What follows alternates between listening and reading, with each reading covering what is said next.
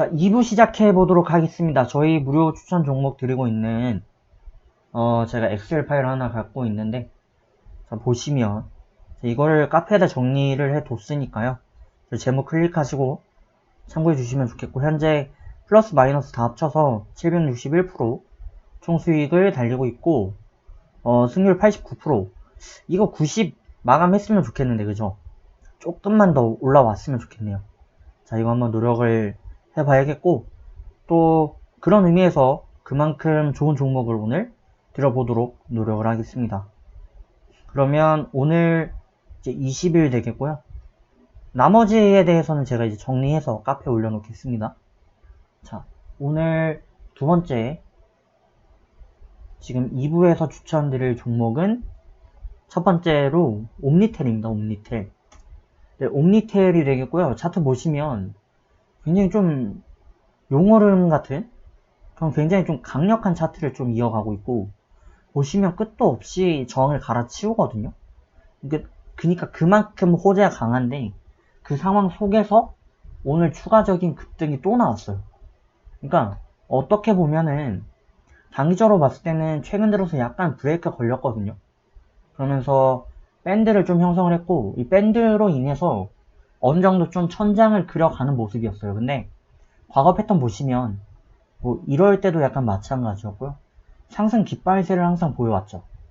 그래서 약간 쉬는 듯 하다가 주요 변곡점에서 턴어라운드 시작하면서 추가적인 슈팅을 이었고, 그 페이스가 오버페이스더라도 강력한 흐름을 이어가면서 고가 경신하는 그런 모습이었는데, 오늘도 역시 마찬가지고요.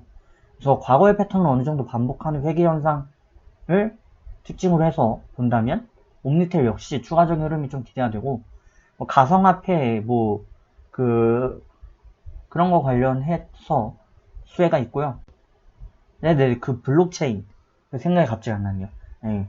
그런 거 관련한 이제 호재를 좀 많이 입는 기업이 되겠습니다. 그래서 지금 굉장히 작전이 잘 이루어지고 있고요. 단중기 접근은 반드시 지향해야 합니다. 저점이 4배나 올라왔어요. 그러니까 그만큼 단중기적인 접근은 의미가 없습니다. 하지만 단기적으로는 한번 저희가 노려볼 필요가 있고, 또 지금 보이는 하단이 4천 라인에 보시면 윗꼬리로 저항만 보이면서 여러 차례 돌파 실패했던 구간이거든요. 그래서 이 구간을 필두로 한 지지세가 현재는 굉장히 강력히 깔려 있습니다. 그래서 이 라인을 버텨줄 가능성이 높고, 보시면 11 2평과 5일 2평이 이제 올라오면서 라인을 또 가려줄 역할을 하고 있거든요.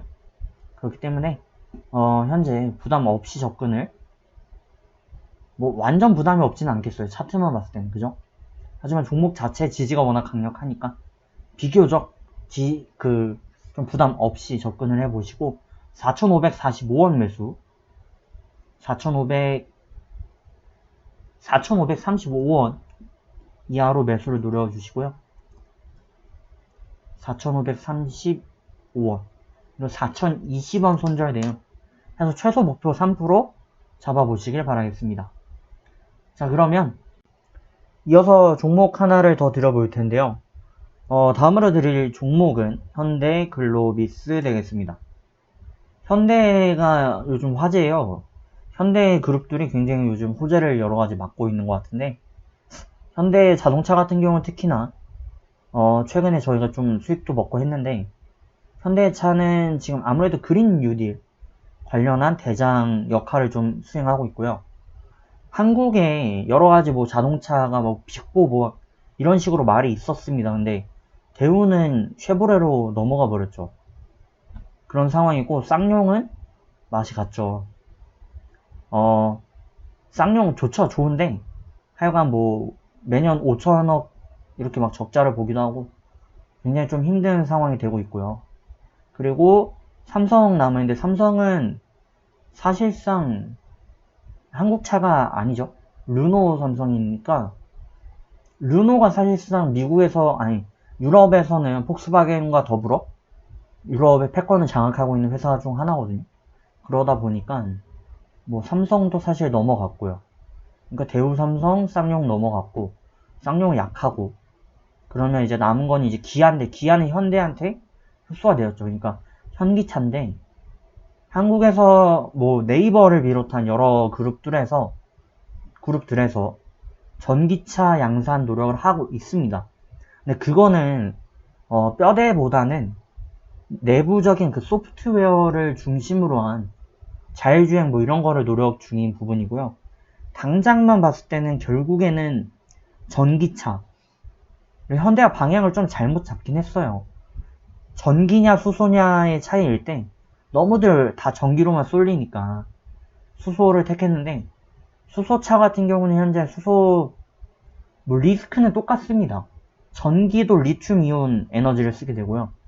수소 자동차를 쓰더라도 그 수소 가스를 결국에는 그 보존하는 방법, 그게 안전하면 크게 문제가 없거든요. 그리고 오히려 수소 자동차는 이렇게 이산화탄소를 빨아들이면서 비교적 적지만 정화 노력도 같이 할 수가 있고 친환경적이고 마찬가지로 굉장히 좀 폭발적인 스퍼트를 자랑하죠.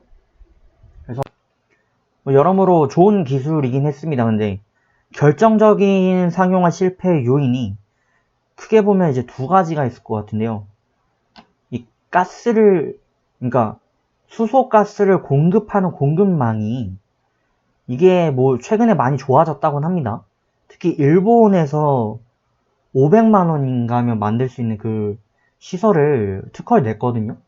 근데 그럼에도 불구하고 이 수소 충전료가 5만 원 정도 됩니다. 수소는 이제 킬로로 달게 되는데 한 번 충전해서 저희가 500km 정도를 간다고 쳤을 때 500km? 쳤을 때 500kg이 필요해요. 5kg? 뭐 이런 식으로 필요하다 보니까 이건 정확하지는 않습니다. 근데 어쨌든 수소 가스가 필요한데 이 단가가 막 5만원, 6만원 이렇게 되거든요.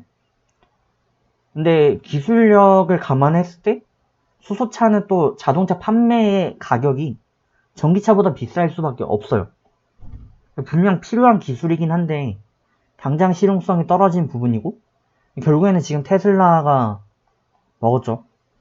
테슬라가 먹었고 현대차가 뒤늦게 하이브리드를 시작하면서 좀 반전의 계기를 좀 꿈꿨으나 전기차에선 좀 밀린 감이 있습니다. 근데 그런 와중에 어쨌든 국가에서 이제 지원해준다는 거고 그 국가의 지원이 전기차면 뭐 현재로서는 현기차뿐이 없는 그런 상황이 돼버린 거죠.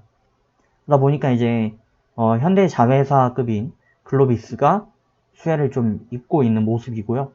오늘 따라서 좀 반등을 이었고 현대 뭐 우 이런 거에 들어가면 부담스러우니까 네, 글로벌을 추천드리는 부분이 되겠습니다.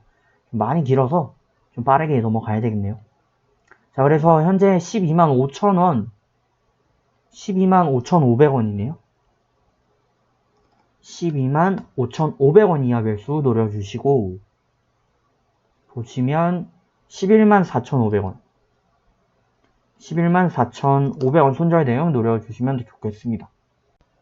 11만 4,500원 이하로 손절가를 노려주시고 12만 5,500원 이하 매수 그렇게 해서 최소 목표 3% 마찬가지 대응을 해주시길 바라겠습니다. 그 이상 여러분들의 재량에 맡기도록 하겠습니다. 저는 그러면 바로 이어서 3부로 돌아오도록 하죠. 잠시 후 뵙겠습니다.